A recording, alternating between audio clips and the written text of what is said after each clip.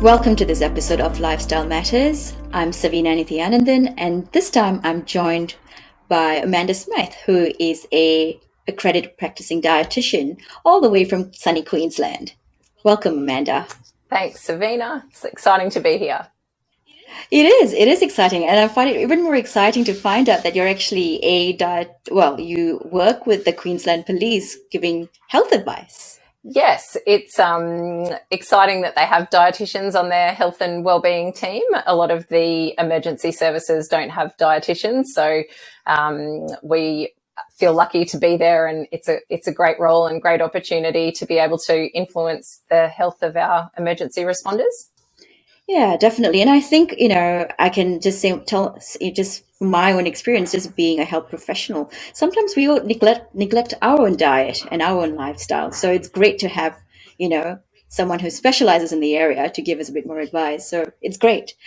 What else? So there's another thing that you do that you have a focus and big interest in called mood food. Would you like to take us through that a little bit, Amanda? Absolutely. So Mood Food is a 12-week online program that I developed with another dietitian, Holly Hoskins, and its purpose is to teach people how to eat to prevent, treat and beat depression. So over the years, we've understood for a long time that what we eat affects our physical health, and there's more and more research to show that what we eat actually affects our mental health as well. And as dietitians, we see all the time that people don't understand how they should be eating, and especially when it comes to our mental health, they don't understand what a significant impact food has on our mental health.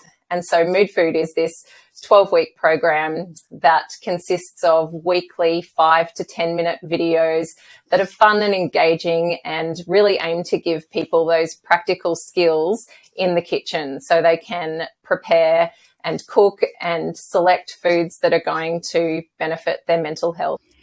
I find that really interesting because, sometimes you just in a very, very basic level, sometimes you eat chocolates and not sometimes, most of the times you eat chocolate and you feel better. Mm-hmm. You eat carbs when you're feeling depressed and emotionally upset, for example, and you feel better, and then you feel bad after that. And so it's just what that's telling me is that what we eat can actually influence how we feel and the hormones and things that we experience in our body. And in one of our earlier episodes, Fergal and I sort of went through that a little bit in a very in a bit more of a molecular level. But could you tell me what your experience has been and what sort of led you through to develop this sort of a 12-week program, this Mood Food program? Absolutely. Well, it's been a bit of a journey, and it really started off with a personal experience with depression, not for myself, but for my eight-year-old little boy. So he went from being a happy and engaged little learner, loved school, loved playing with his friends, was engaged in sport, and then all of a sudden just took this dive where he was sobbing on the floor, couldn't get dressed for school, withdrew from friends and sport and all of those things. And so for me, I couldn't understand, what in his life had changed. And we went down the path of seeing our GP, who recommended counselling. And we had weeks of counselling, months actually, and nothing changed. He wasn't improving. And I just had that gut feeling where I knew something wasn't quite right, and wanted to address the root cause. At that point, our only other option to help him was medication, and that wasn't something that I wanted to do with my 8-year-old. So I hit the research, and that's where I came across a lot of new research showing those links between inflammation and depression. So that understanding that depression isn't just a disorder of the brain, can be a disorder of the entire body. And so for my little boy, that inflammation was being caused by an allergy. And once we treated the allergy, his depression completely went away. So as a dietitian, and from all the research that I had read, the biggest cause of inflammation is actually poor diet. So obviously that was something I knew a lot about. And so then I went looking into the research between the links between diet and mental health. And there was this new body of evidence from Felice Jacker and the researchers at the Food and Mood Centre that really explored this link between poor diet and mental health. And so from that point of understanding that, diet does have this really big impact on our mental health, I wanted to be able to help others and I guess educate people that medication and counselling are not the only effective treatments for depression and other common mental health disorders. And, we have all these lifestyle factors that are things that we can control that are going to positively impact our mental health. Yeah. You raised quite a few good points there. I mean, the first thing you talked about was, the personal experience. And I guess, being a GP, the last thing you want to do is start an 8-year-old on medication. I mean, that's obviously, never what you'd like to do. And so discovering food the way you've discovered it was actually great, because that's given you the incentive and motivation to look through it a bit more. When you mentioned inflammation and mood, what we also find is not just with mood. I mean, I know what your area of interest is really food, but what I also find is inflammation and all kinds of autoimmune diseases, arthritis, and the impact of what we eat with that too. So inflammation is such a big thing. It just does not affect mental health. It affects a variety of other organs and systems in our body. So when you looked into inflammation, what if you wanted to just sort of in a very basic sense, just to put in a nutshell? I know I'm asking you to gather all this information that you've got, but what sort of food groups would you sort of classify as pro-inflammatory and anti-inflammatory? Could you sort of summarize that? Absolutely.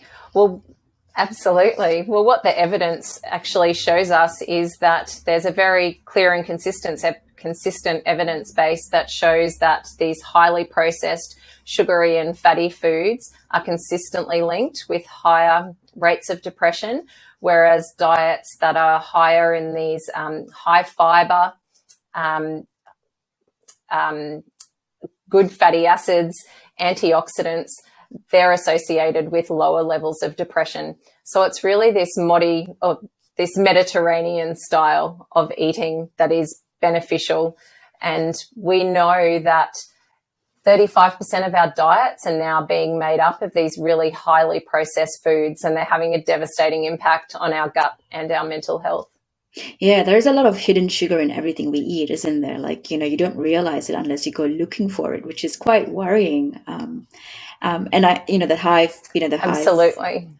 Yeah, and you were talking about the high fat diet. So you're talking about the MUFAs and the PUFAs, the monounsaturated and the polyunsaturated fatty acids, and the benefits of that. The olive oil, the walnuts, the almonds that we eat, and I think that's what this whole idea of the Mediterranean diet, which is what you're talking about, is great for a variety of medical issues. Absolutely. Yeah.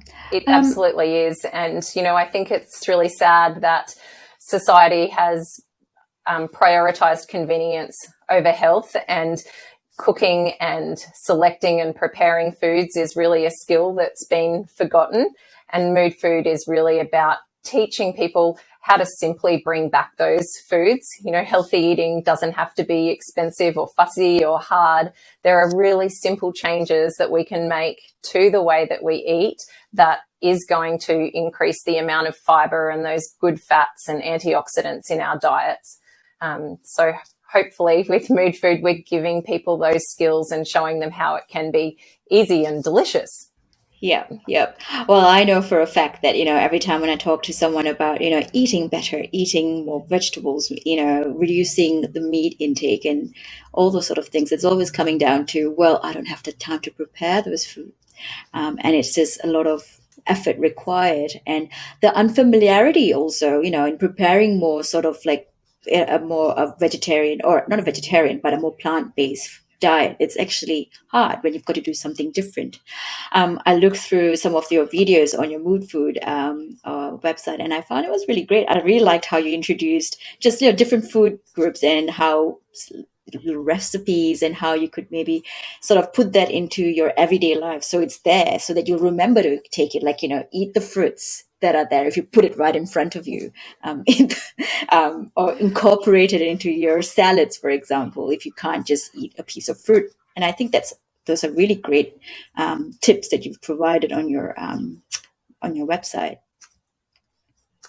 Thank you. We did really want to make it easy for people.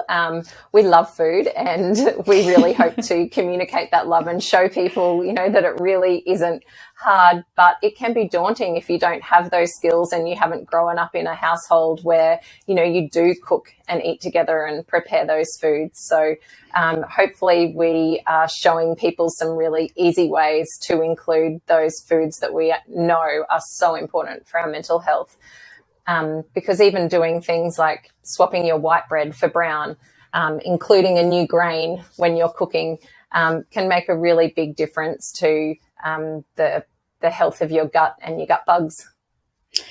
Yeah, and the other thing I realized is also when I've started introducing more sort of fruits and vegetables into my diet, or just swapping for different types of carbohydrates, you actually you fill yourself up quite easily by eating healthier options, and then you're less likely to sort of end up eating the quick acting sugars, those refined carbs, because you're already sort of full.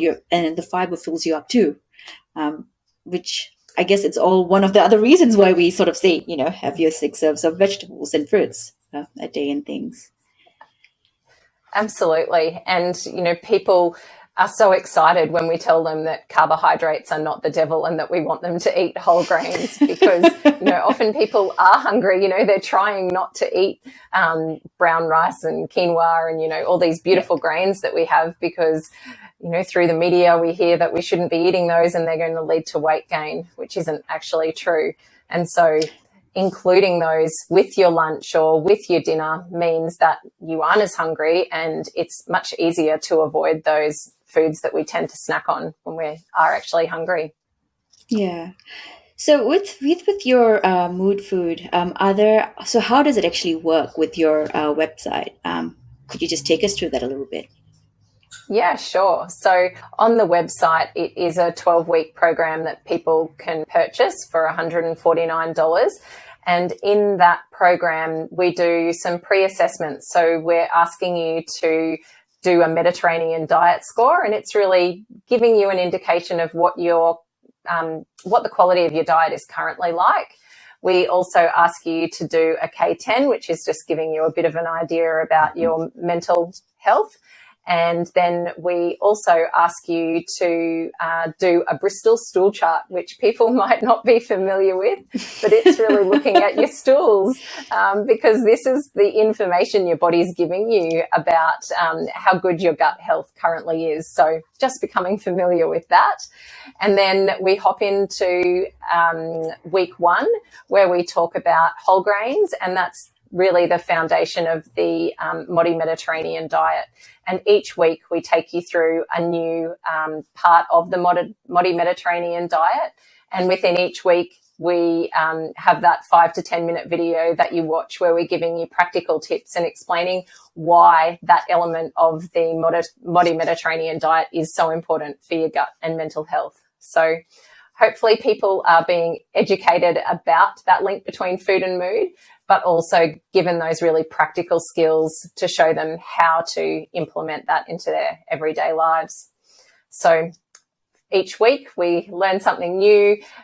We ask you a pre and a post question, just a very quick question, a yes or no answer, to gauge what your level of knowledge is both before and after. And at the end of the program, again, you do those assessments to hopefully see that there's been an improvement in the quality of your diet and also in your mood. We know a lot of people do like recipes and meal plans, but they can also be quite overwhelming. And we want people to understand that if you just implement the goals from each week, which might be, for example, week 1, swap your white carbohydrates for brown, then you're going to get good results. You don't need to follow the meal plans and the recipes if that's too much. I know for a fact that, following a meal plan is hard work, but the fact, how you sort of have it on your website, I think just this general guide and idea that you've sort of put there, and a couple of recipes that you could just sort of help sort of, I guess, give you some sort of an idea as how you could maybe extrapolate from that and make it suit to your own diet. I think that's a great thing. As opposed to saying, right, you've got it. This is what you're meant to have for breakfast, lunch, and dinner, and this is what you have to have, and that's all you can have. So you've kind of sort of had a rough idea, framework for what's advisable, which is great. Absolutely. And, if people can just start with a meal, so they might start with breakfast and have the same breakfast every day for a week, then, that's a great thing. So anything that helps is good. Perfect. Great. Well, thanks so much for joining us today, Amanda. I look forward to chatting with you in our next episode, more about the modern Mediterranean diet that you were sort of hinting on a little bit. But thanks so much for joining us again today, really. It's been a pleasure. Oh, it was fantastic to chat, and I look forward to talking more Mediterranean diet with you. Great. Thank you. That's all for today's show. Thanks for watching. See you next time.